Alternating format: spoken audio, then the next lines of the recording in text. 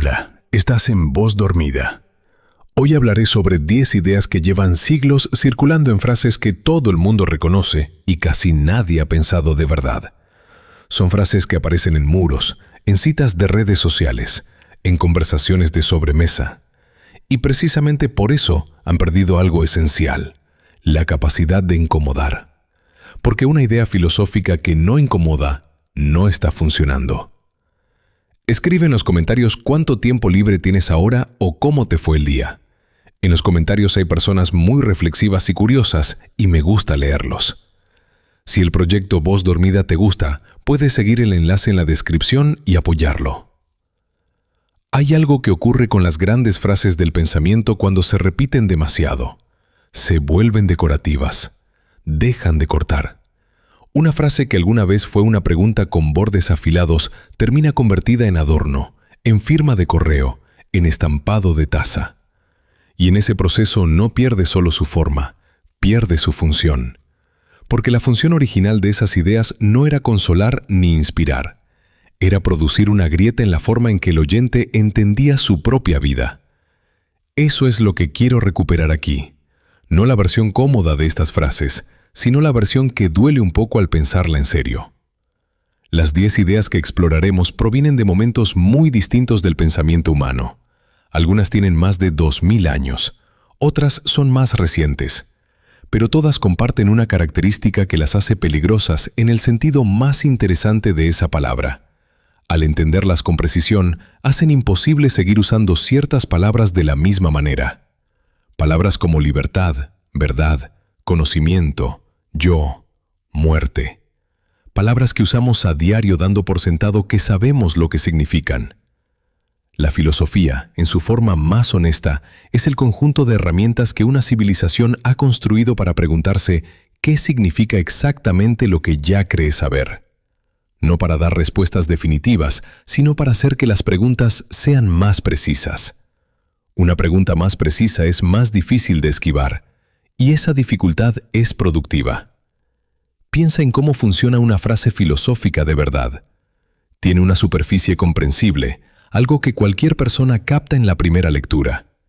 Y tiene una profundidad que solo aparece cuando empiezas a presionarla, cuando te preguntas qué implica esa afirmación si la tomas literalmente, si la aplicas a tu propia vida, si la llevas hasta sus consecuencias más incómodas. La mayoría de las grandes frases que veremos aquí tienen esa estructura, comprensibles al primer contacto, perturbadoras al segundo.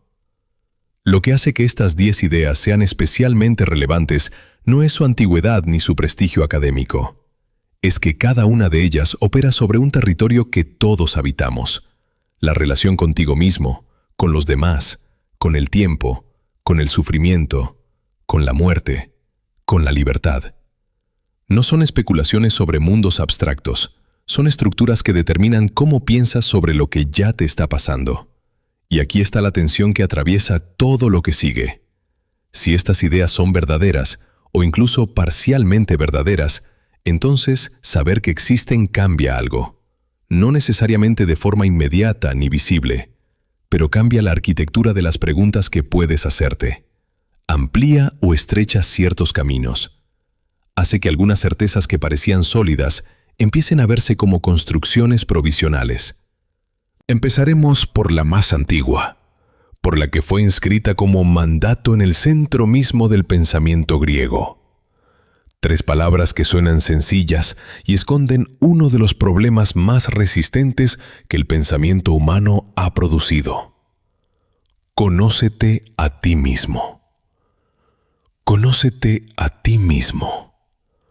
3 palabras, una instrucción que parece sencilla hasta que te detienes a preguntarte quién exactamente va a llevarla a cabo.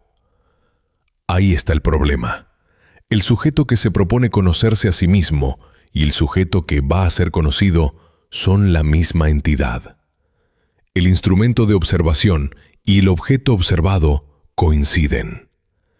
Eso crea una situación que no tiene equivalente en ninguna otra forma de conocimiento. Cuando miras una piedra, la piedra no cambia su naturaleza por el hecho de ser mirada. Pero cuando intentas examinarte a ti mismo, el acto de examinarte ya altera lo que estás examinando. La atención que pones sobre tus propios pensamientos los convierte en algo distinto de lo que eran antes de ser observados. La introspección no es una ventana transparente, es una intervención. Sócrates entendía esto. La frase estaba grabada en el templo de Apolo en Delfos y funcionaba, en su contexto original, como una advertencia, no como un elogio a la capacidad humana de reflexión, como un límite, como una señal de que el ser humano tiene acceso restringido a sí mismo y que esa restricción es estructural, no un defecto superable con más esfuerzo o más tiempo. Lo que hace que esta idea mantenga su fuerza es que no describe un problema psicológico individual, describe una condición del conocimiento. Cualquier sistema de pensamiento que intente volverse sobre sí mismo para examinarse enfrenta la misma dificultad. Los criterios con los que juzga son los mismos criterios que debería estar juzgando. El pensamiento que intenta verificar sus propios fundamentos tiene que usar esos mismos fundamentos para verificarlos. Hay una circularidad que no se puede eliminar desde adentro. ¿Y qué significa eso para ti? Para la persona concreta que en algún momento se ha sentado a intentar entenderse. Significa que el yo que crees estar conociendo cuando reflexionas sobre ti mismo es una versión construida, seleccionada, organizada por los mismos sesgos que quieres examinar. El yo que examina ya tiene preferencias sobre lo que va a encontrar. Ya tiene categorías previas para clasificar lo que observe. No llega al autoexamen desde un lugar neutro. Llega desde dentro de lo que pretende examinar. Esto tiene consecuencias que van más allá de la introspección personal. La idea de que el sujeto que examina y el sujeto examinado son el mismo problema no es solo una curiosidad filosófica de la Grecia antigua. Es la raíz de debates que atraviesan la psicología, la epistemología, la neurociencia. ¿Puede el cerebro comprenderse a sí mismo con las herramientas que él mismo ha generado? ¿Puede una cultura criticarse a sí misma usando los valores que esa misma cultura ha producido? La estructura del problema es siempre la misma. El observador contaminado por lo observado. Hay una tensión que la frase lleva dentro y que raramente aparece en las versiones decorativas de «Conócete a ti mismo». Si el autoconocimiento perfecto es imposible por razones estructurales, entonces el mandato se transforma. Deja de ser una meta alcanzable y se convierte en un proceso sin punto de llegada. Conocerte a ti mismo, en serio, significa aceptar que lo que encuentras en cada examen es provisional. Que mañana, con distintas circunstancias o distinto ángulo, el resultado será diferente. Que el yo que creíste conocer el mes pasado ha sido reemplazado por un yo que recuerda haberlo conocido, pero que ya ha cambiado de formas que todavía no puede ver. Eso es perturbador de una manera específica. La mayoría de las personas construye su vida sobre una cierta continuidad del yo. La sensación de que eres la misma persona que era ayer, que tiene los mismos valores fundamentales, las mismas preferencias esenciales, el mismo núcleo reconocible. La filosofía que emana de «Conócete a ti mismo», llevada hasta su conclusión, pone esa continuidad bajo sospecha. El yo no es un dato que se descubre. Es una construcción que se sostiene activamente, que requiere trabajo, que puede deshacerse. Esa es la diferencia entre la versión cómoda y la versión con filo. La versión cómoda dice que conocerte a ti mismo te dará claridad, estabilidad, seguridad en tus decisiones. La versión con filo dice que el proceso real de autoexamen produce exactamente lo contrario. Una creciente conciencia de que lo que tomabas por fundamento es un suelo movedizo. Y que vivir sabiendo eso requiere una forma de valentía intelectual que la mayoría de las personas prefieren no necesitar. No hay resolución fácil aquí. El mandato inscrito en Delfos no prometía paz. Prometía exactamente la incomodidad que produce descubrir que el examinador no puede situarse fuera de lo que examina. Que estás atrapado dentro del instrumento con el que intentas medirte. Y que eso, en lugar de hacer imposible el autoconocimiento, lo convierte en algo más interesante y más honesto que la certeza que prometía antes de que empezaras a presionarlo. La pregunta que queda abierta no es si puedes conocerte a ti mismo. Es qué tipo de persona eres cuando aceptas que ese conocimiento siempre será parcial, siempre mediado, siempre revisable. Si eso te paraliza o si, por el contrario, te libera de la obligación de tener una versión final y definitiva de ti mismo que defender. Solo sé que no sé nada. 6 palabras que durante siglos han circulado como emblema de la humildad intelectual, como el gesto elegante de quien reconoce sus límites con modestia. Pero hay algo en esa lectura que suaviza demasiado lo que realmente ocurría cuando Sócrates la usaba. Porque en su contexto original, esa frase funcionaba como un arma. Y las armas no son humildes. Lo que Sócrates hacía con ella era esto. Llegaba alguien que consideraba saber algo importante. Un poeta, un político, un artesano, alguien con reputación de conocimiento, y empezaba a hacer preguntas. Preguntas sencillas, aparentemente inocentes. ¿Qué es el valor? ¿Qué es la justicia? ¿Qué es la belleza?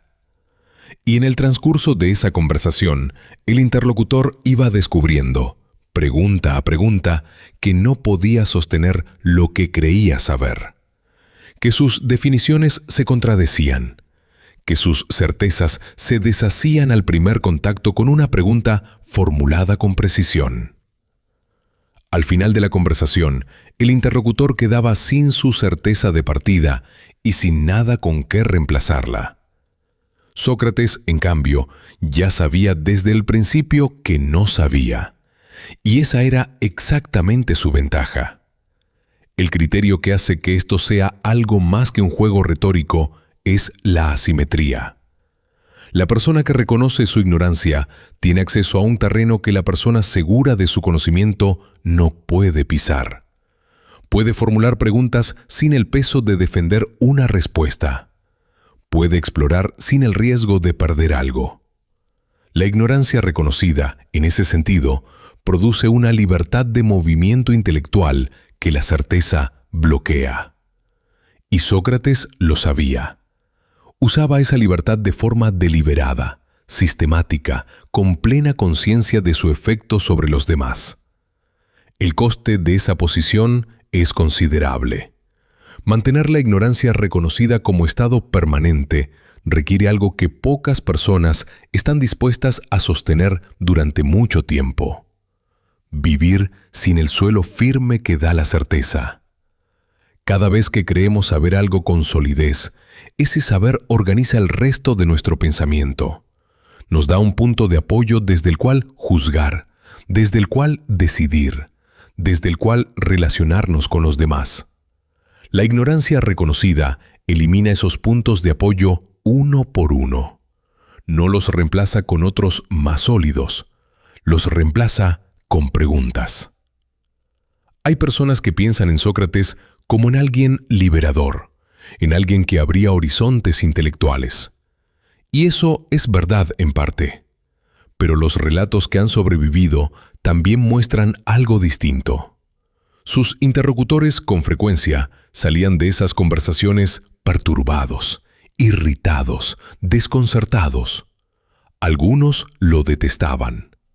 La sensación de haber perdido algo que creías poseer sin recibir nada sólido a cambio produce un tipo de malestar muy específico.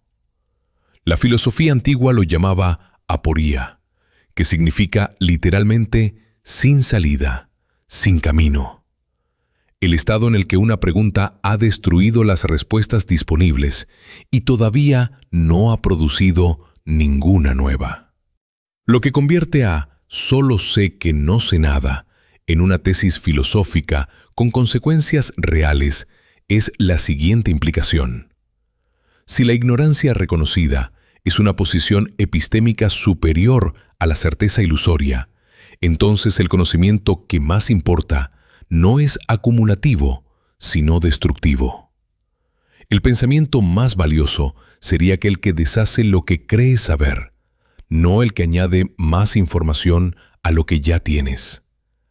Eso invierte la forma habitual de entender qué significa aprender algo. Piensa en ello un momento. El sistema educativo, tal como funciona en casi cualquier sociedad, está diseñado para que las personas acumulen conocimiento verificable. Datos, habilidades, marcos conceptuales. La pregunta socrática va en dirección opuesta. Empieza por desestructurar los marcos antes de construir otros. Empieza por la destrucción. Y la destrucción, aunque sea el primer paso necesario para algo mejor, produce antes de todo una pérdida. Algo que tenías y ya no tienes. Un suelo que había debajo de tus pies y que ahora ya no está. Un estudiante que en un momento dado comprende que una creencia que organizaba su vida durante años no puede sostenerse con los argumentos que creía tener, experimenta algo que tiene poco de liberador en ese instante. Lo liberador, si llega, llega después. En el momento mismo de la pérdida, lo que hay es vértigo. La pregunta que esta idea genera y que ninguna versión decolativa de la frase se hace es la siguiente. ¿Qué tipo de vida exige vivir en esa apertura permanente? Si la ignorancia reconocida es el estado intelectual más honesto, entonces la persona que lo habita no puede construir sobre certezas. Tiene que tomar decisiones, relacionarse, amar, actuar, sin el respaldo de la convicción sólida. Tiene que moverse, como se mueve alguien en terreno inestable, con atención constante al suelo bajo sus pies, sin poder darlo nunca por garantizado. Sócrates eligió eso. Llevó esa elección hasta donde la llevó, hasta el juicio, hasta la condena, hasta la copa de cicuta. Hay algo en esa coherencia que impresiona incluso hoy, pero también hay algo que conviene no romantizar. La disposición a vivir sin certezas tiene un precio sostenido, un precio que no se paga una vez, sino todos los días, en cada decisión que se toma sin el apoyo de saber con solidez que es la correcta. La frontera de esta idea está exactamente ahí. La ignorancia reconocida como posición intelectual tiene una potencia filosófica que pocas tesis rivalizan, pero como forma de vida concreta plantea una demanda que no toda persona puede o quiere asumir. La apertura epistémica permanente no produce necesariamente más sabiduría práctica. Puede producir, en ciertos casos, parálisis. La incapacidad de comprometerse con una dirección porque siempre hay una pregunta más que podría cambiar el mapa. El movimiento y la inmovilidad son consecuencias posibles de la misma tesis, dependiendo de quién la habite y desde qué vida la viva. Lo que la frase no resuelve, y que resulta ser el punto más productivo de su tensión, es la relación entre la honestidad intelectual y la capacidad de actuar. Se puede saber con precisión que no se sabe, y aún así, tener que elegir. Aún así, tener que mover el peso del cuerpo en alguna dirección. La ignorancia reconocida no suspende la vida. La vida sigue ocurriendo, aunque el suelo epistémico esté removido. Y ahí, en ese punto exacto, donde la pregunta filosófica más honesta se encuentra con la urgencia de seguir viviendo, es donde la tesis de Sócrates deja de ser solo un argumento y se convierte en algo que roza la piel. Protágoras de Abdera, un nombre que la historia trató con menos amabilidad que el de Sócrates, pero cuya frase es probablemente la más explosiva de toda la filosofía antigua. El hombre es la medida de todas las cosas, de las que son, en cuanto que son, y de las que no son, en cuanto que no son. Cada palabra en esa oración está cargada, y el problema con las frases muy cargadas es que el peso se vuelve invisible cuando todo el mundo la cita sin detener la respiración.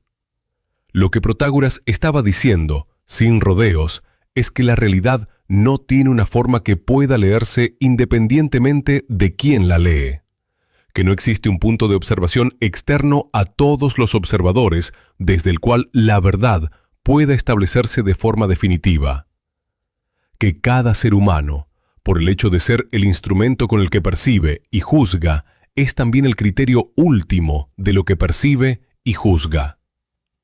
La medida, el estándar, el punto de referencia que no tiene referencia por encima de sí. Hay que detenerse aquí porque la implicación inmediata es devastadora. Si el hombre es la medida de todas las cosas, entonces la frase «esto es verdad» se convierte en la frase «esto es verdad para mí». Y si eso es así para ti, y también para otra persona que llega a una conclusión diferente desde su propia experiencia y sus propios criterios, entonces no hay forma de decir que una de las dos posiciones es más correcta que la otra usando un estándar que ninguna de las dos personas haya generado. No existe ese estándar. La verdad se fragmenta en tantas verdades como sujetos hay para medirla. Eso es el relativismo llevado hasta su raíz, y tiene una propiedad irritante. No se puede refutar fácilmente desde fuera sin ya asumir lo que se está intentando probar. Si dices que Protágoras está equivocado, estás presuponiendo que hay una forma de estar equivocado que es equivocada para todos, no solo para ti. Pero esa presuposición es exactamente lo que el relativismo niega. Atrapas la tesis intentando atacarla y descubres que el ataque ya presupone su falsedad, lo cual es una petición de principio, no un argumento. La pregunta que surge de inmediato es la ética, porque si no hay una verdad común accesible desde fuera de los sujetos que juzgan, tampoco puede haber una ética universal. Lo que es justo para ti lo determina tu medida. Lo que es justo para otro lo determina la suya. Y cuando esas medidas entran en conflicto, no hay árbitro, solo poder. Solo la capacidad de uno de los dos lados de imponer su criterio sobre el otro, sin que esa imposición pueda ser declarada injusta desde un punto neutral, porque ese punto neutral no existe en el sistema de Protágoras. Eso es lo que hace que esta idea sea incómoda de un modo que la mayoría de las versiones modernas del pensamiento humanista prefiere ignorar. El relativismo de Protágoras no celebra la diversidad de perspectivas como algo enriquecedor. No dice que sea bonito que haya muchas formas de ver el mundo. Dice que no hay forma de medirlas entre sí. Y una sociedad que tomara eso completamente en serio no tendría los instrumentos conceptuales para afirmar que ninguna práctica, ningún sistema, ninguna decisión colectiva es objetivamente preferible a cualquier otra. El humanismo moderno celebra al ser humano como medida y luego rápidamente añade derechos universales, valores compartidos, marcos normativos comunes. Pero esa adición contradice la premisa. No puedes tener al hombre como única medida y también tener estándares que trascienden al hombre individual. La tensión que Protágoras dejó instalada en el pensamiento occidental tiene una forma que no desaparece aunque se ignore. Cada vez que una sociedad intenta establecer normas colectivas, choca con la pregunta de ¿en nombre de qué autoridad las establece? Si la respuesta es la razón, surge la pregunta de ¿quién tiene acceso a esa razón y desde qué posición? Si la respuesta es la naturaleza humana, surge la pregunta de ¿quién ha definido esa naturaleza y a partir de qué? Y debajo de todas esas preguntas está la sombra de Protágoras, insistiendo en que cualquier criterio que uses ya fue elegido por alguien que era la medida de lo que elegía. Hay un movimiento político interesante en esa estructura. Cuando el poder quiere imponer sus criterios como universales, la tesis relativista actúa como resistencia. Señala que lo que se presenta como verdad objetiva es el criterio de quienes dominan el discurso. En ese sentido, el relativismo ha sido usado históricamente como herramienta crítica contra sistemas que naturalizaban sus propias preferencias como hechos del mundo. Protágoras era sofista, y los sofistas enseñaban a argumentar en ambos sentidos de cualquier cuestión, lo cual era exactamente lo que las élites atenienses que querían verdades fijas y jerarquías estables encontraban amenazador. Pero hay un límite que la tesis no logra superar por su propia estructura interna. Si toda medida es relativa al sujeto que mide, entonces la afirmación de que el hombre es la medida de todas las cosas también es solo verdadera para quien la afirma. Es una tesis que, aplicada a sí misma, se erosiona. Se convierte en una más entre las muchas verdades posibles, sin autoridad especial para declarar que todas las otras verdades son relativas, porque esa declaración misma es relativa. El relativismo total, llevado hasta su conclusión, se devora a sí mismo. Y ese es exactamente el punto donde la idea se vuelve más productiva, en el momento en que su propio límite se hace visible. Porque lo que queda después de esa erosión no es el caos total ni la certeza reconquistada. Lo que queda es una pregunta sobre el suelo desde el que se puede hablar sobre lo que comparten los seres humanos sin pretender que ese suelo está fuera de los seres humanos que lo construyen. ¿Qué puede fundarse en común cuando se acepta que ningún fundamento es independiente de quienes fundan? Esa pregunta no tiene respuesta fácil. Ninguna sociedad la ha resuelto de forma definitiva. Lo que tienen son respuestas provisionales, sostenidas por la fuerza de la costumbre, del consenso, del poder o de las tres cosas juntas, que funcionan mientras no se las presiona demasiado. Y la presión que las hace tambalear tiene siempre, en su fondo, la misma estructura que puso en marcha Protágoras hace 25 siglos. La pregunta de quién decidió que esto, precisamente esto, es la medida correcta. Hay una pregunta que René Descartes se hizo en algún momento de la primera mitad del siglo XVII y que, según los registros que han sobrevivido, lo perturbó genuinamente antes de producir una de las ideas más radicales de la historia del pensamiento occidental. La pregunta era esta: ¿qué puedo saber con certeza absoluta? No con probabilidad alta, no con convicción razonable, con certeza que no pueda ser sacudida por ningún argumento, por ninguna duda, por ningún escenario posible. Y cuando se toma esa pregunta en serio, el primer movimiento que produce es la destrucción. Porque para encontrar lo que no puede ser puesto en duda, Descartes decidió dudar de absolutamente todo lo que pudiera serlo. Las percepciones de los sentidos, que a veces engañan.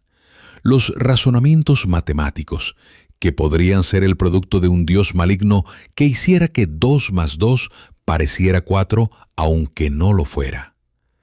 El propio cuerpo, que podría ser una ilusión producida en una mente que sueña sin saberlo. El mundo externo completo, desconfiable mientras no se demuestre lo contrario. Lo que Descartes hizo, en términos de su propia metodología, fue aplicar la duda como un ácido que disuelve todo lo que no resiste el contacto. Y la mayor parte de lo que creía saber no resistió. Esa destrucción sistemática tiene un nombre técnico: el método de la duda hiperbólica. Pero la palabra importante ahí es hiperbólica. No es una duda ordinaria sobre si recuerdo bien una fecha o si percibí bien un color. Es una duda llevada hasta el extremo de su posibilidad lógica, empujada más allá de cualquier límite razonable, hasta el punto en que incluso la existencia del mundo físico queda en suspenso.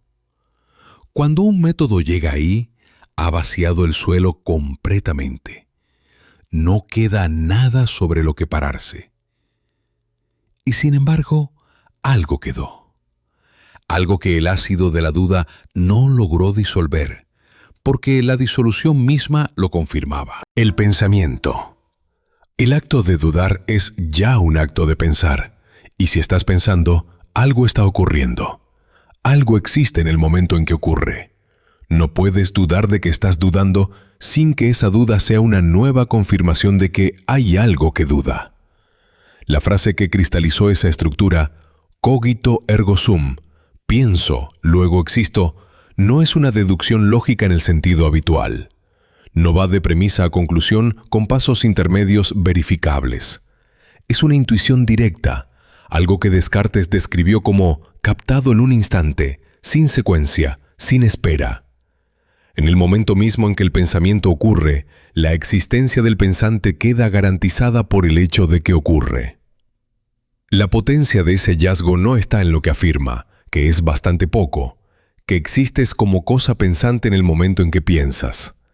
La potencia está en el gesto que lo precede, en la decisión de no conservar nada que pudiera ser cuestionado, de demoler el edificio completo del conocimiento para buscar entre los escombros algo que no pudiera moverse. Y lo que no se mueve cuando todo lo demás ha caído no es el cuerpo, no son los objetos del mundo, no es Dios, ni la geometría, ni la historia, ni los libros que alguien te enseñó que eran verdaderos. Lo que no se mueve es el acto mismo de preguntarse si algo no se mueve. Eso tiene consecuencias que van mucho más allá de la metafísica académica. Piensa en lo que significa tomarlo en serio como postura intelectual. Significa que la autoridad de cualquier conocimiento que alguien te transmite, un maestro, una institución, una tradición, una cultura, no basta por sí sola para garantizar su verdad. Que el criterio final de lo que puedes saber con solidez tiene que pasar por tu propio acto de pensamiento.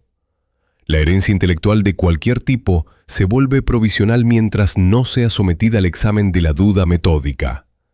Eso es, en la práctica, una declaración de independencia epistémica, radical, incómoda, imposible de cumplir completamente, pero también imposible de ignorar una vez que se ha escuchado.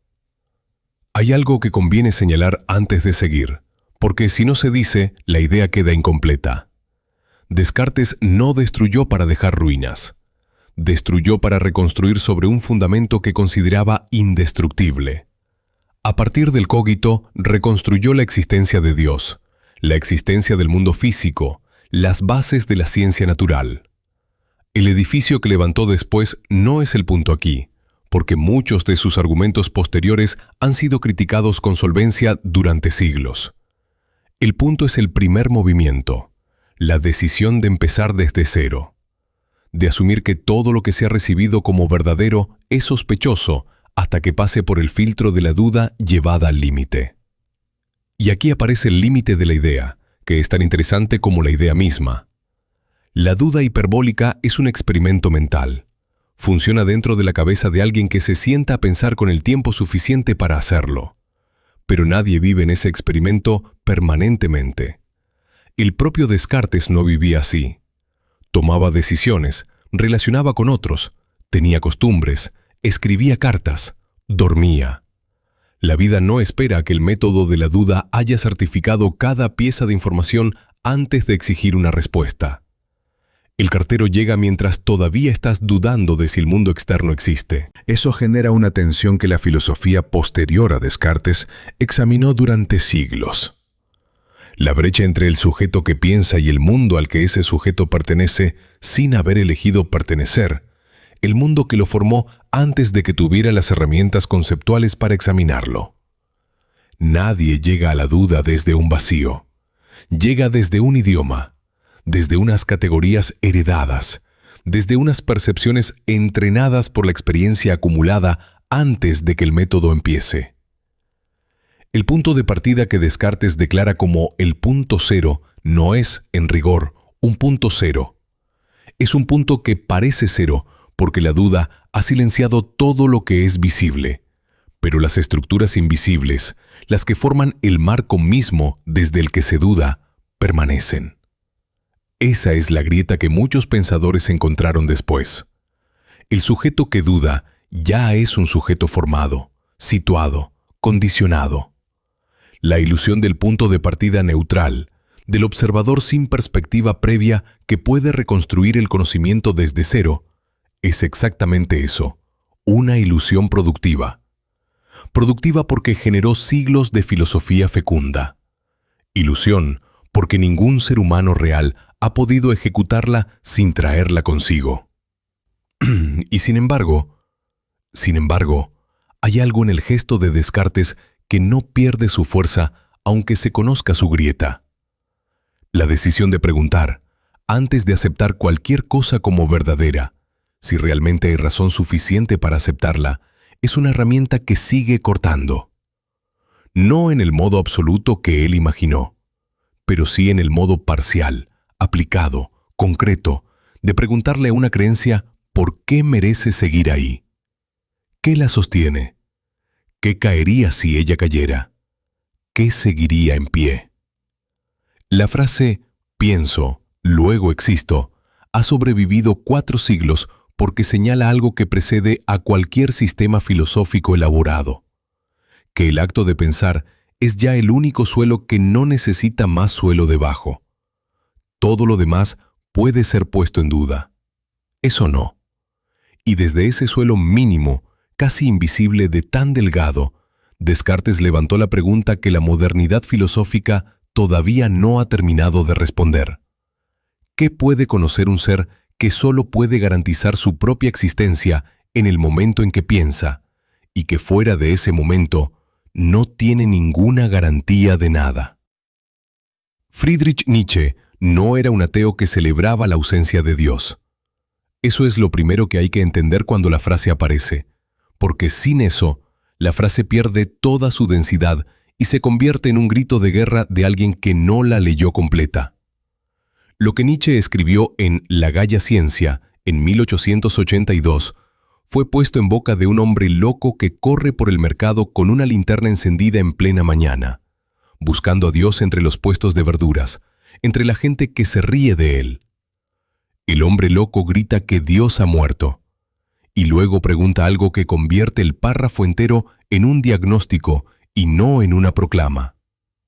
¿Quién lo mató? Y responde él mismo: nosotros, todos nosotros. Nosotros somos sus asesinos. Lo que Nietzsche estaba describiendo tiene una escala que va mucho más allá de la teología.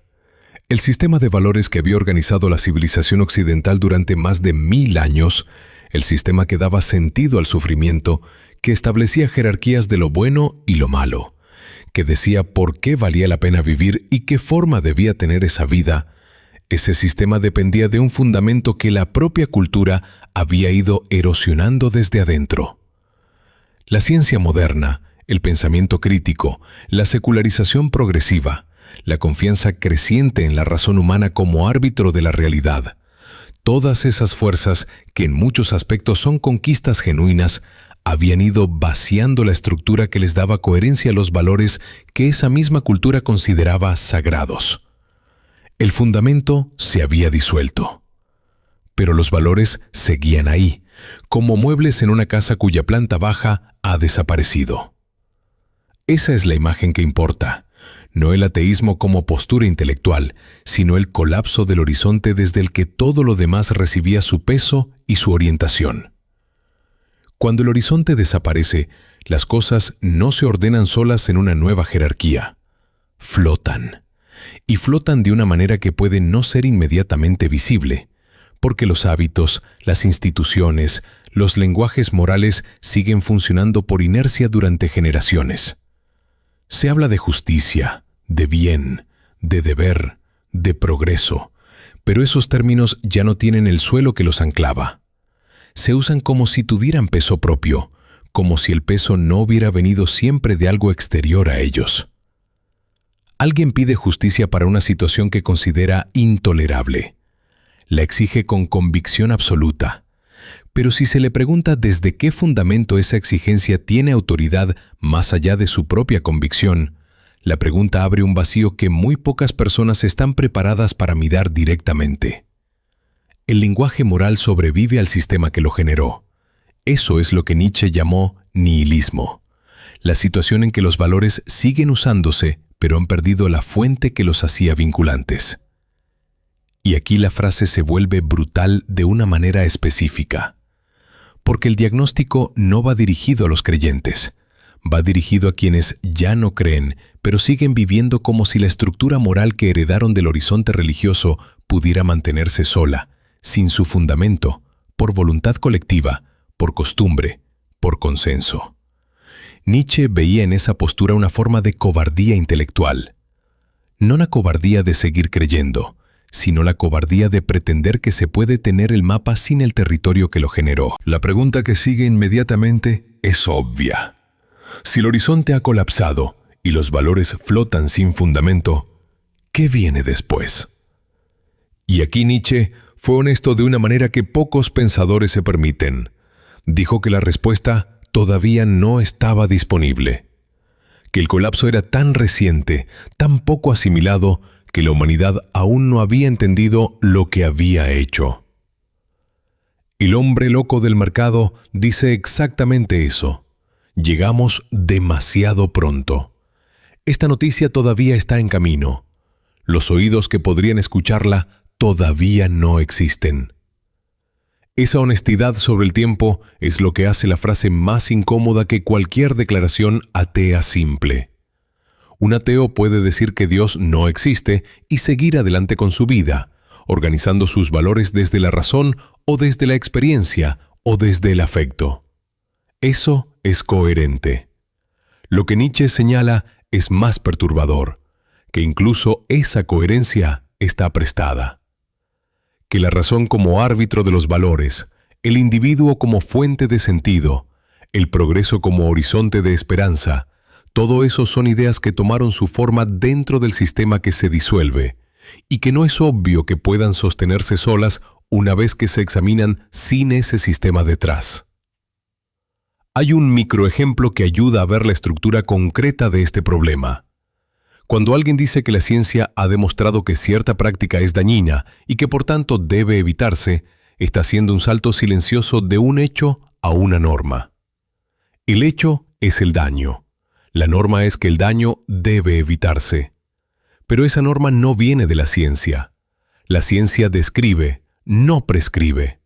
Y la fuente de la prescripción, la razón por la que el daño importa y debe ser evitado, esa fuente requiere un fundamento valorativo que la ciencia sola no puede proporcionar. Ese fundamento es exactamente lo que el colapso del horizonte de sentido dejó en suspenso. Lo que Nietzsche no hizo, y esto también importa, fue quedarse en el diagnóstico. Propuso una respuesta, el concepto del superhombre, la voluntad de poder, la transvaloración de todos los valores, que consistía en la tarea de crear nuevos valores desde la afirmación de la vida y no desde el resentimiento o el miedo. Esa respuesta es polémica. Ha sido malinterpretada de formas que al propio Nietzsche lo habrían horrorizado, y tiene sus propios límites que la filosofía posterior señaló con claridad. Pero la respuesta no es el centro de la idea. El centro es la pregunta que la precede. ¿Sobre qué suelo construyes lo que vale la pena una vez que has aceptado que el suelo anterior se ha hundido? Esa pregunta no tiene respuesta disponible en el mercado donde el hombre loco corre con su linterna. La gente que está ahí se ríe, no porque sea cruel, sino porque todavía no ha sentido el temblor. Todavía habita un mundo que parece estable, organizado por valores que parecen sólidos, porque nadie los ha empujado con suficiente fuerza. El diagnóstico de Nietzsche no dice que ese mundo vaya a colapsar mañana de forma visible. Dice que el suelo ya no está, aunque el suelo parezca estar. Y que construir sobre esa apariencia sin saberlo es una cosa. Construir sobre esa apariencia sabiéndolo es otra que exige una honestidad de la que muy pocas personas están dispuestas a hacerse responsables. La frase sobrevive porque la situación que describe no ha cambiado lo esencial. El horizonte de sentido colectivo sigue sin haber sido reemplazado por algo de igual alcance y solidez. Lo que hay son fragmentos, identidades, comunidades, ideologías, ciencias, estéticas que ofrecen marcos parciales de significado, pero que no logran cubrir el territorio completo que el horizonte anterior cubría. La pregunta de cómo vivir, cómo elegir, cómo valorar, cuando no hay un fundamento que responda por todos y desde fuera de todos, sigue siendo la pregunta más urgente que el pensamiento moderno tiene sobre la mesa. Y sigue sin tener una respuesta que no requiera ya haber elegido el suelo desde el que se responde. Jean-Paul Sartre escribió una obra de teatro en 1944 que transcurre en una habitación sin ventanas donde 3 personas, muertos, han llegado para quedarse. No hay llamas, no hay instrumentos de tortura, no hay demonios. Solo 3 personas que no pueden dormir, que no pueden cerrar los ojos, que no pueden estar en silencio y que se ven obligadas a convivir para siempre. Al final de la obra, uno de los personajes pronuncia la frase que se volvió famosa mucho antes de que casi nadie hubiera leído la obra completa. El infierno son los otros. La frase salió de ese contexto y empezó a circular como si fuera una queja amarga sobre la socialidad humana. Una expresión de hartazgo hacia el prójimo, algo que cualquiera podría tatuar en el brazo después de una semana difícil en el trabajo. Pero lo que Sartre estaba describiendo en esa habitación no era el agotamiento social, era algo mucho más preciso y mucho más perturbador. La estructura ontológica de cómo un ser humano llega a saber quién es. La cuestión es esta. Para Sartre, la conciencia humana tiene una característica que la distingue de cualquier otra cosa en el universo. Es pura negatividad. No tiene un contenido fijo, no tiene una esencia dada de antemano. No viene con un manual de instrucciones incorporado que diga lo que ese ser debe ser. Sartre lo formuló con una inversión radical de la metafísica tradicional. En el ser humano, la existencia precede a la esencia. Primero existes, luego decides, a través de tus elecciones, lo que eres. No hay naturaleza humana que llegue antes de la persona concreta que tú eres.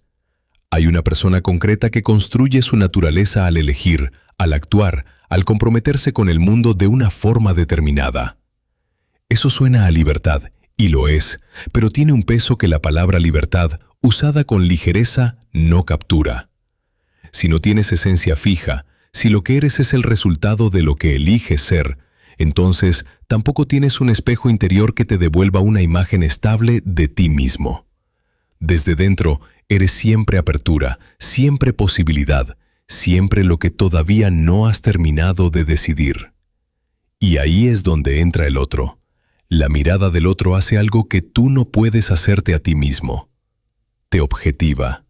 Te convierte en una cosa con características definidas, con un perfil reconocible, con atributos que el otro puede nombrar y fijar. Cuando alguien te mira, en el sentido filosófico que Sartre le da a esa palabra, no te está simplemente percibiendo, te está convirtiendo, por un instante, en un objeto de su mundo, en algo con contornos.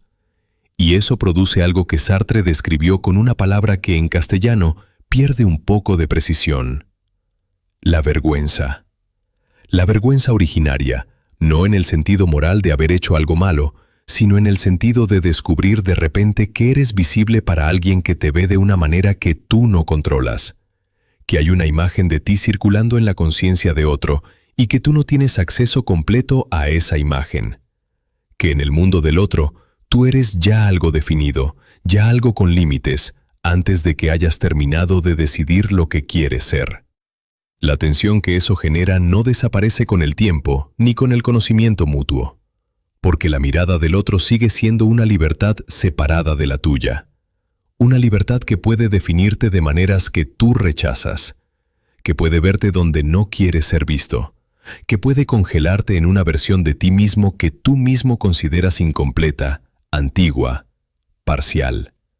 Y tú no tienes modo de impedirlo sin eliminar al otro por completo, que es exactamente lo que los personajes de esa habitación sin ventanas no pueden hacer. Lo que hace la idea filosófica de Sartre más incómoda que su versión popular es que no requiere la presencia física del otro para funcionar. La mirada interiorizó.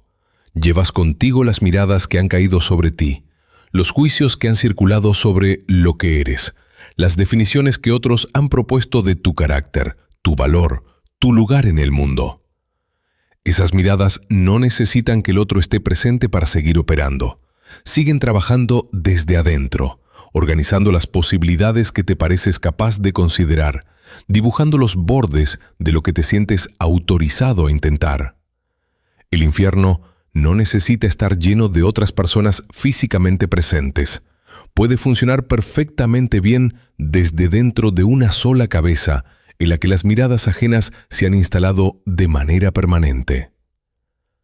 Hay una paradoja en el centro de todo esto que Sartre nunca evitó. La misma mirada que me objetiva, que me convierte en cosa, que me impone una definición que no elegí, es también la única fuente de confirmación de que existo para algo más que para mí mismo. Sin el reconocimiento del otro, la libertad radical que Sartre propone se vuelve completamente solipsista. Existo, elijo, construyo, pero todo eso ocurre en un espacio cerrado que no tiene testigos y que, sin testigos, tampoco tiene peso real en el mundo compartido.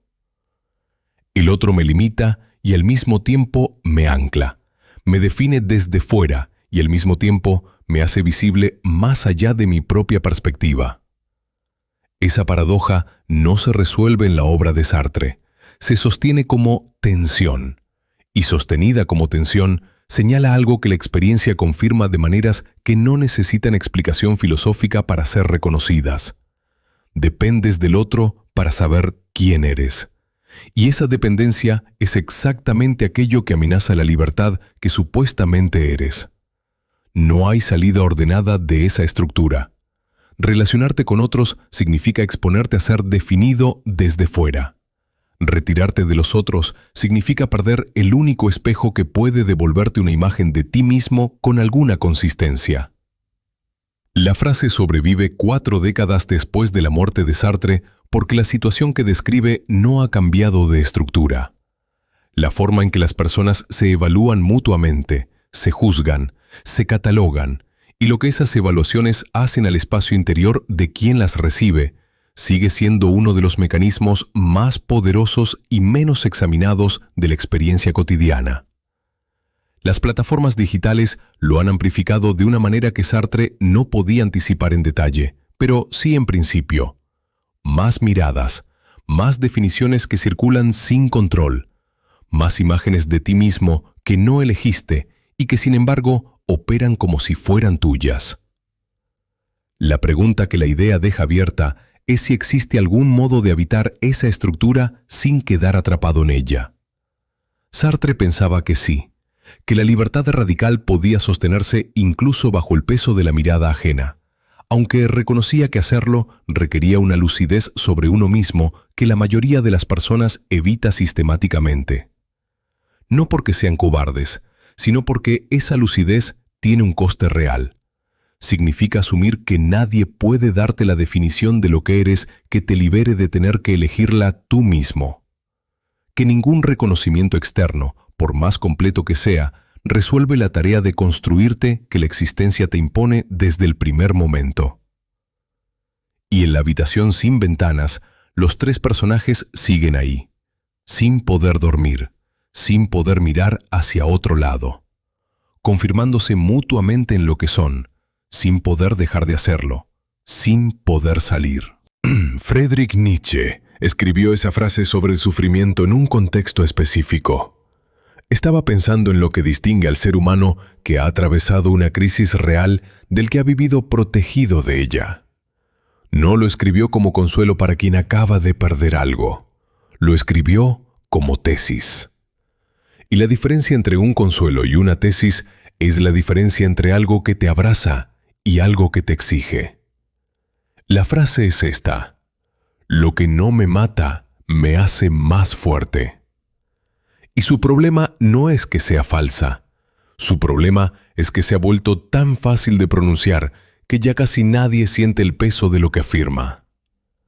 Lo que Nietzsche estaba proponiendo era algo que va en contra de uno de los supuestos más arraigados sobre cómo funciona el conocimiento humano. El supuesto es que se puede aprender sobre el sufrimiento sin sufrirlo. Que la comprensión intelectual de lo que significa perder algo, fallar en algo, ser destruido en alguna dimensión de la propia vida, es una comprensión equivalente a la experiencia directa. Nietzsche pensaba que eso era una ilusión cómoda, que hay formas de conocimiento que solo se vuelven accesibles cuando el confort ha sido eliminado como condición de la existencia, que el calor de una habitación protegida hace imposible, de manera estructural, cierto tipo de claridad sobre cómo funciona el mundo y cómo funciona uno mismo dentro de él. Eso no es una metáfora sobre la resiliencia, es una tesis epistemológica, una afirmación sobre qué tipo de conocimiento existe y bajo qué condiciones se vuelve posible. Y la consecuencia directa de esa tesis es perturbadora. Si hay conocimiento que solo el sufrimiento desbloquea, entonces el confort tiene un precio cognitivo que no se paga de inmediato, sino a largo plazo. El precio de permanecer estructuralmente ciego a ciertas verdades sobre uno mismo y sobre el mundo. Piensa en alguien que ha vivido 40 años sin que nada fundamental haya salido realmente mal. Una vida sin pérdidas mayores, sin fracasos que hayan obligado a reconstruirse desde abajo, sin momentos en que la identidad habitual haya quedado sin suelo. Esa persona puede conocer intelectualmente el concepto de la vulnerabilidad, puede articularlo con precisión, puede incluso enseñarlo. Pero el conocimiento que Nietzsche describe está en otro nivel. Es el que ocurre cuando la vulnerabilidad deja de ser un concepto y se convierte en el único material disponible con el que hay que construir algo. Ese conocimiento no se transfiere por descripción, se activa por contacto. La tensión real de la idea aparece exactamente aquí. Porque si es verdad que ciertos conocimientos solo son accesibles a través del sufrimiento, entonces se abre una pregunta que la mayoría de las personas prefieren no formular de manera directa. ¿Significa eso que el sufrimiento tiene valor propio? ¿Que debería buscarse o al menos no evitarse porque en él reside algo que la vida protegida no puede dar? Nietzsche no respondió eso de manera simple. Y es importante que no lo hiciera, porque la respuesta simple en cualquier dirección traiciona la complejidad de la tesis. Decir que sí, que el sufrimiento debe buscarse, convierte la idea en una glorificación del dolor que no tiene ningún fundamento filosófico serio. Decir que no, que debe evitarse siempre que sea posible, hace que la tesis epistemológica quede suspendida en el aire sin consecuencias. Lo que Nietzsche señalaba era algo más incómodo, que el sufrimiento que ya ha ocurrido, el que ya no puede deshacerse, puede convertirse en material de construcción o en material de destrucción, según la actitud desde la que se lo habita. Y que esa actitud no es simplemente una elección de optimismo. Requiere una relación activa con lo que se ha perdido, una voluntad de extraer de ello algo que sin la pérdida no habría sido posible. Hay un punto en la trayectoria vital de casi cualquier persona en el que algo que parecía fundamental desaparece. Una relación que organizaba la identidad cotidiana. Un proyecto que definía el sentido del esfuerzo diario. Una capacidad física o mental que se daba por garantizada. Cuando eso ocurre, lo que queda en el primer momento no es fortaleza, es desorientación. El suelo conocido ha desaparecido, y lo que hay en su lugar es una exposición a la propia estructura interna que ninguna situación cómoda había necesitado revelar. En ese momento, la frase de Nietzsche no es un consuelo disponible. Es algo que solo puede verificarse en retrospectiva, si es que se verifica, y solo bajo ciertas condiciones que no están garantizadas. Porque aquí está el límite de la tesis que hay que nombrar con honestidad. No todo sufrimiento construye. Hay formas de daño que no fortalecen, sino que fragmentan, que no revelan, sino que destruyen la capacidad misma de integrar la experiencia. Hay umbrales a partir de los cuales el mecanismo que Nietzsche describe deja de funcionar, no por debilidad del individuo, sino por magnitud del daño.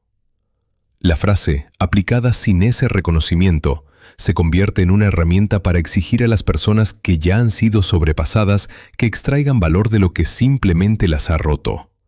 Eso no es filosofía. Es crueldad con vocabulario filosófico. Lo que la idea de Nietzsche reclama, cuando se la toma en serio sin anularla, es una distinción que la frase misma no hace explícita.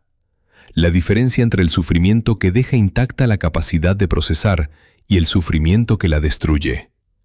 Dentro del primer tipo, la tesis tiene peso real. Hay personas que han atravesado pérdidas severas y han emergido con una comprensión de sí mismas y del mundo que antes les era inaccesible. Esa comprensión no justifica la pérdida, pero tampoco puede negarse que existe. Que hay algo al otro lado del sufrimiento soportable que tiene una textura distinta a cualquier conocimiento adquirido en condiciones de seguridad. La pregunta que queda abierta es si esa textura distinta, ese conocimiento específico que el confort hace estructuralmente inaccesible, es suficiente razón para afirmar que el sufrimiento tiene un lugar necesario en una vida bien vivida. Y ahí la filosofía de Nietzsche no da una respuesta limpia, porque una respuesta limpia requeriría saber de antemano qué tipo de sufrimiento le espera a quien formula la pregunta, y eso nadie lo sabe antes de que ocurra. Lo que sí puede decirse es esto. La frase tiene un núcleo filosófico que sobrevive a su uso como eslogan de motivación, y ese núcleo es este. El confort tiene un coste epistémico. Lo que permanece sin ser probado, sin ser presionado, sin encontrar resistencia real, permanece también sin ser comprendido en su profundidad. No porque la dificultad sea virtuosa en sí misma, sino porque ciertas estructuras de la realidad solo se revelan bajo presión. Y una vida construida para evitar toda presión es una vida que permanece en aspectos que no puede ver desde dentro, fundamentalmente, a oscuras sobre sí misma. Heráclito de Éfeso no dejó un sistema filosófico ordenado. Dejó fragmentos, frases cortas, densas, a veces casi crípticas, que sus contemporáneos ya encontraban difíciles de leer. Y de todos esos fragmentos, el que más ha viajado en el tiempo es también el más breve. Todo fluye. En griego, panta rei. Dos palabras que en su brevedad contienen una de las afirmaciones más radicales que se hayan hecho sobre la naturaleza de cualquier cosa que existe, incluyendo tú. La frase no es una invitación a adaptarse al cambio con ecuanimidad. Eso sería convertirla en consejo de vida, y lo que Heráclito estaba haciendo era algo más perturbador.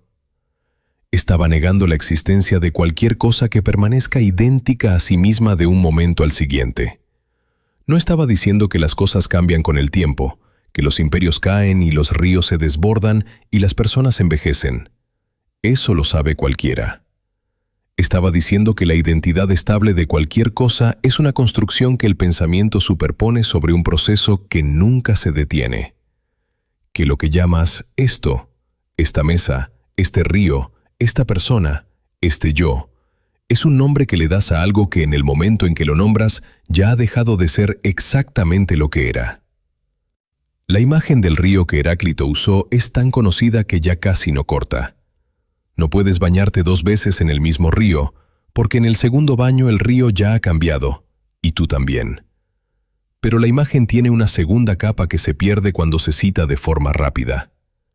El río parece el mismo porque le das el mismo nombre, porque su forma general persiste con suficiente continuidad como para que el reconocimiento sea posible. La identidad del río es una decisión práctica, una convención que el lenguaje estabiliza para permitir la comunicación. Pero por debajo de esa convención, el proceso sigue. El agua que lo constituye en este instante no es la misma que lo constituía hace 10 segundos. La temperatura ha variado. El lecho ha cambiado en fracciones imperceptibles. El río no es una cosa. Es un evento que se repite con suficiente regularidad como para recibir un nombre. Y lo mismo vale para ti.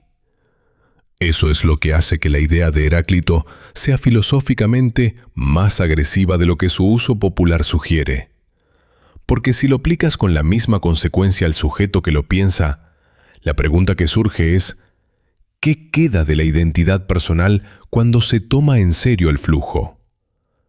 La persona que eras hace 10 años compartía tu nombre, parte de tus recuerdos, algunas de tus disposiciones, pero sus células han sido reemplazadas casi en su totalidad. Sus convicciones han cambiado, a veces de manera que a esa persona anterior le habrían resultado incomprensibles. Sus afectos han migrado, sus miedos han cambiado de forma. ¿En qué sentido eres la misma persona que era esa? La respuesta habitual es que hay una continuidad de memoria, una narrativa que conecta todos esos momentos y los organiza bajo un mismo nombre. Pero esa narrativa es también una construcción, una historia que cuentas sobre ti mismo para que la experiencia tenga coherencia. Y esa historia también cambia cada vez que la cuentas. Lo que Heráclito señalaba con la idea del flujo no era que la identidad sea una ilusión que deba abandonarse, sino que la ilusión de estabilidad tiene consecuencias concretas cuando se sostiene sin examinarse. Porque si crees que eres una cosa fija con atributos permanentes, entonces la forma en que te relacionas con el cambio es defensiva. El cambio amenaza lo que eres. Cada transformación es una pérdida de algo que debería haberse conservado. Cada versión distinta de ti mismo en distintos momentos de tu vida se convierte en evidencia de una incoherencia que hay que explicar o justificar. La identidad como sustantivo produce una relación con el tiempo que está estructuralmente orientada hacia la protección de algo que no existe del modo en que se protege. La consecuencia filosófica más directa de tomarlo en serio es una: la identidad funciona mejor como verbo que como sustantivo. No eres algo que permanece, eres algo que ocurre. Y lo que ocurre puede tener continuidad sin ser idéntico, puede tener coherencia sin ser rígido, puede reconocerse sin necesitar ser invariable. Las implicaciones políticas de esto son tan profundas como las personales, y durante mucho tiempo fueron más visibles en el debate filosófico. Si nada tiene una naturaleza fija, si todo está en proceso de transformación, entonces las instituciones sociales, las jerarquías establecidas, los órdenes políticos existentes no tienen una justificación basada en la naturaleza de las cosas. No hay un orden natural que las estructuras deban reflejar. Hay estructuras históricas que han llegado a ser como son a través de procesos contingentes y que pueden, en principio, transformarse en otras cosas. La idea del flujo, llevada al ámbito de lo colectivo, erosiona cualquier argumento que pretenda que el orden presente es el necesario. Eso le ha dado al pensamiento de Heráclito una larga vida en los debates sobre el cambio social. Pero también ha producido una tensión que él mismo anticipó de una manera que sus lectores posteriores a menudo ignoraron. Porque Heráclito no pensaba que el flujo fuera caótico. Pensaba que había un logos, una razón estructurante que organizaba el cambio y le daba una dirección inteligible. El río fluye, pero fluye dentro de sus orillas. Las transformaciones ocurren, pero dentro de patrones que pueden comprenderse. El cambio universal y la estructura racional del cambio coexistían en su pensamiento sin contradicción. Esa tensión es relevante, porque la versión simplificada del pantarrey que circula culturalmente pierde el logos y se queda solo con el flujo. Y un flujo sin estructura no es la tesis de Heráclito. Es otra cosa, el relativismo absoluto en el que todo puede transformarse en cualquier cosa, en el que ninguna forma persiste el tiempo suficiente como para ser examinada, en el que la propia posibilidad del conocimiento se disuelve porque el objeto que conoces ya ha dejado de ser lo que era antes de que termines de conocerlo. La tesis de Heráclito es más precisa y más exigente que eso. Dice que la realidad es proceso, pero que ese proceso tiene una lógica que puede ser comprendida, aunque no desde un punto de observación externo fijo. Porque ese punto externo fijo tampoco existe. El observador también fluye. La comprensión del flujo ocurre dentro del flujo. No hay un lugar desde el que puedas detenerte y ver todo el movimiento desde fuera. Estás adentro, moviéndote, observando el movimiento desde el movimiento mismo. Y eso cambia radicalmente lo que significa entender algo. La pregunta que esa idea deja sin cerrar es: ¿cómo vivir dentro de esa conciencia sin que se vuelva paralizante? Si todo fluye, si la identidad es provisional, si el yo que toma decisiones hoy no es idéntico al yo que vivirá sus consecuencias mañana, ¿a quién le corresponde la responsabilidad de esas decisiones? ¿Quién es el sujeto que actúa cuando el sujeto es también proceso y no sustancia? Heráclito no resolvió eso. Plantó la pregunta con la precisión suficiente como para que siguiera siendo incómoda 2500 años después. Y esa incomodidad específica, la que surge cuando intentas aplicar la idea del flujo a tu propia experiencia de ser alguien concreto, con un nombre y una historia y decisiones pendientes, es exactamente la medida de que la idea sigue cortando. Imió el imperativo categórico con la intención de crear algo que no dependiera de ninguna circunstancia particular, de ninguna emoción, de ningún resultado esperado. Quería una regla moral que funcionara con independencia de quién la aplicara, de qué deseara en ese momento y de lo que pudiera ganar o perder con su aplicación. Y la fórmula que encontró es esta: actúa solo según aquella máxima que puedas querer que se convierta en ley universal.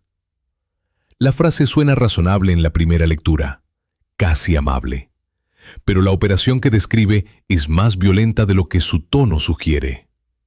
Lo que Kant estaba construyendo era un test, un mecanismo de verificación que detecta si una decisión moral es genuina o si es racionalización disfrazada de principio. El test funciona así. Antes de actuar, pregúntate si querrías que todos los seres racionales actuaran de la misma manera en la misma situación. Si la respuesta es sí, sin contradicción, la acción es moralmente permisible. Si la respuesta produce una contradicción, si el mundo en el que todos actúan así se destruye a sí mismo o resulta en algo que tú mismo rechazarías, entonces la acción está moralmente prohibida. El problema aparece en el momento en que empiezas a aplicarlo en serio. Piensa en una situación cotidiana completamente ordinaria. Decides no decir toda la verdad sobre algo porque calculas que hacerlo causaría un daño innecesario. Esa decisión se siente moralmente responsable. Ponderada. Pero bajo el imperativo categórico, la pregunta que tienes que hacerte es si querrías que todos los seres racionales omitieran partes de la verdad cuando calcularan que hacerlo evitaría daños. Y ahí, el mecanismo empieza a presionar. Porque si esa máxima se universaliza, la confianza que hace posible la comunicación humana empieza a erosionarse de manera sistemática. La excepción que parecía razonable, al convertirse en regla universal, produce un mundo en el que las palabras de cualquiera están potencialmente filtradas por una evaluación de conveniencia que el interlocutor nunca puede verificar.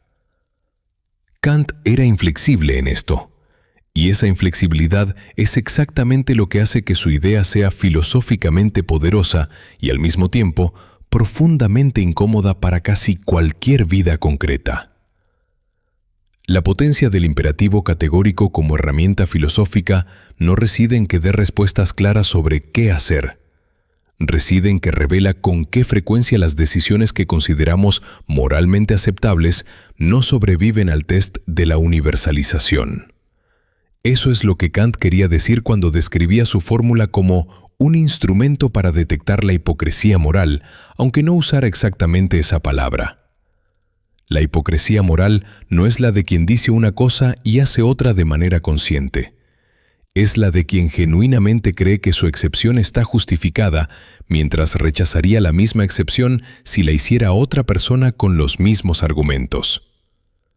El imperativo categórico hace visible esa asimetría. Lo que produce esa visibilidad es perturbador.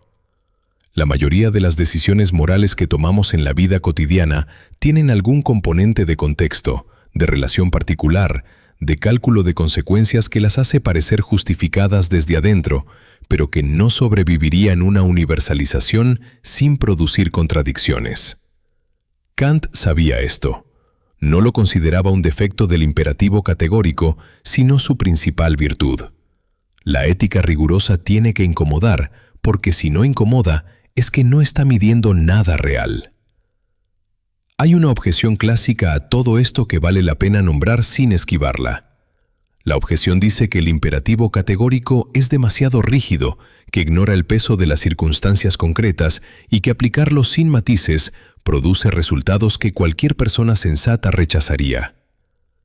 La respuesta de Kant a esa objeción era que la sensibilidad moral entrenada por las circunstancias particulares es precisamente lo que el imperativo categórico tiene la función de corregir. No porque las circunstancias no importen, sino porque la mente humana tiene una tendencia poderosa a construir justificaciones para lo que ya quería hacer de todas formas, y después llamar a esa justificación razonamiento moral. El imperativo categórico corta esa tendencia en el momento en que se aplica con consecuencia. Y el corte duele porque toca exactamente los puntos en los que la comodidad moral y el rigor moral se separan. Lo que queda cuando se toma la idea en serio, más allá del debate académico sobre sus límites, es una pregunta de estructura muy simple y de peso muy alto. ¿Cuántas de las decisiones que llamas morales sobrevivirían el test de la universalización sin producir contradicciones? No todas. Probablemente muy pocas. Y eso no significa que el imperativo categórico sea una regla que ningún ser humano pueda seguir, sino que señala la distancia real entre la ética como práctica cotidiana y la ética como proyecto filosófico con pretensiones de rigor. Esa distancia no es una falla de la filosofía de Kant, es la información más precisa que esa filosofía produce. La brecha entre lo que hacemos y lo que superaría el test revela algo sobre la estructura de la vida moral humana que ninguna teoría más cómoda permite ver con esa claridad. Y la decisión de qué hacer con esa información, si ajustar las acciones al principio o revisar el principio para que se ajuste a las acciones que ya querías tomar, esa decisión queda completamente fuera del imperativo categórico. Kant describió la forma del deber moral. No garantizó que alguien fuera a seguirla. Y en esa garantía ausente vive toda la tensión de lo que significa que una idea filosófica sobre la moral sea verdadera. Jean-Paul Sartre escribió la frase con la precisión de alguien que sabe que está nombrando algo que no puede deshacerse una vez nombrado. La existencia precede a la esencia. El hombre está condenado a ser libre. Y en esa condena puso una carga que ninguna formulación anterior de la libertad había puesto con tanta exactitud. No se trata de que tengas la posibilidad de elegir, se trata de que no puedes no elegir, y que esa imposibilidad de escapar a la elección te constituye de manera tan total que incluso la decisión de no decidir es una decisión con consecuencias sobre lo que eres. La condena funciona así. Los objetos del mundo tienen una esencia antes de existir. Un cuchillo tiene una función determinada antes de que el herrero lo fabrique. Su esencia, lo que es, precede y define su existencia concreta. El ser humano, según Sartre, está en la situación inversa. Primero existe. Después, a través de sus elecciones, va construyendo lo que es. No hay un diseño previo. No hay una naturaleza fija que determine de antemano qué debe hacer o quién debe ser. Aparece en el mundo sin instrucciones y sin garantías, y desde ese momento, cada acto suyo es simultáneamente una elección y una definición de sí mismo. Eso suena como una liberación, y durante décadas se leyó así, especialmente en los años posteriores a la Segunda Guerra Mundial, cuando la idea de que nadie está determinado por su origen, su clase, su historia, su biología, tenía una urgencia política y existencial muy concreta. Pero la libertad de Sartre tiene un precio que su versión popular tiende a suavizar. El precio es la angustia. Y Sartre era muy preciso sobre qué significa esa palabra en este contexto. La angustia existencial no es ansiedad psicológica ni miedo a algo concreto. Es la experiencia de reconocer que no hay nada bajo tus pies cuando tomas una decisión. Ninguna naturaleza que te diga lo que debes hacer. Ningún Dios que garantice que la elección correcta tiene una recompensa. Ninguna historia que sea objetivamente la tuya. Solo la elección, el peso de haberla tomado y la conciencia de que podrías haber tomado otra y de que nadie más puede cargar con eso por ti. Aquí es donde la vida sin examen no merece ser vivida, de Sócrates, y la condena sartreana convergen en un punto que los hace casi indistinguibles en su exigencia. La frase de Sócrates no es un elogio de la reflexión intelectual como actividad placentera. Es una sentencia sobre la condición de casi toda vida humana, tal como ocurre en la práctica. Una vida sin examen es una vida en la que las elecciones se toman sin la conciencia de que son elecciones, en la que los valores se heredan sin preguntarse si merecen ser habitados, en la que el sujeto vive dentro de estructuras de significado colectivo sin preguntarse de dónde vienen ni qué sostienen. Sócrates no decía que esa vida sea imposible.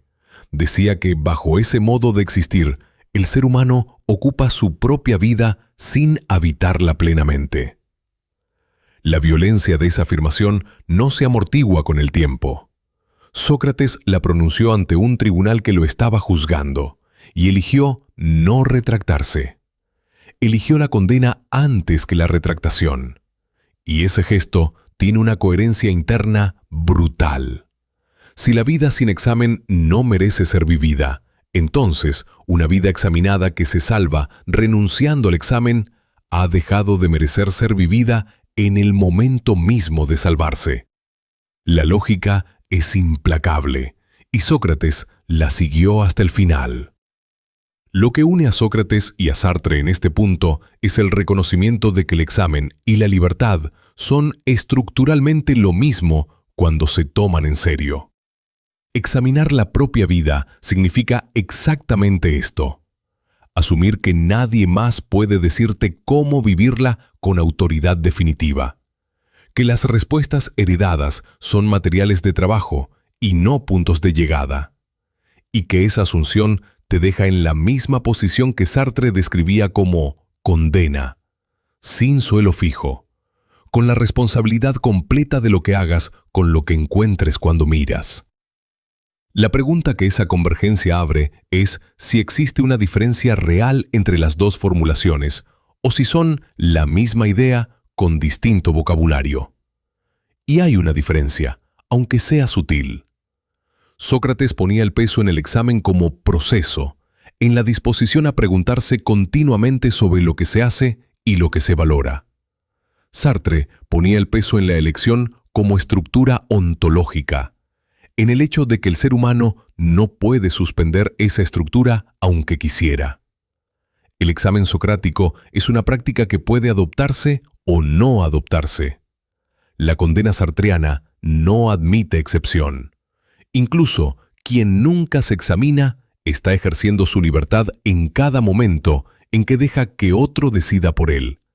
Y esa delegación es también una elección con consecuencias sobre lo que es. Esa diferencia tiene consecuencias sobre cómo se vive con cada una de las dos ideas. La vida guiada por la sentencia de Sócrates produce una forma de existencia que está permanentemente en tensión consigo misma. Cada valor que se sostiene habiendo sido examinado y puesto en cuestión. Cada decisión que se toma lleva la marca de haber pasado por un filtro de interrogación que no garantiza la certeza, pero sí elimina la ingenuidad. El examen no produce paz. Produce una forma distinta de habitar la incertidumbre. Una incertidumbre elegida, consciente, asumida. La vida vivida desde la conciencia de la condena sartreana produce algo diferente. Produce una forma de existencia en la que cada momento de inercia, cada hábito no cuestionado, cada rol social adoptado sin resistencia, se convierte en una forma de mala fe.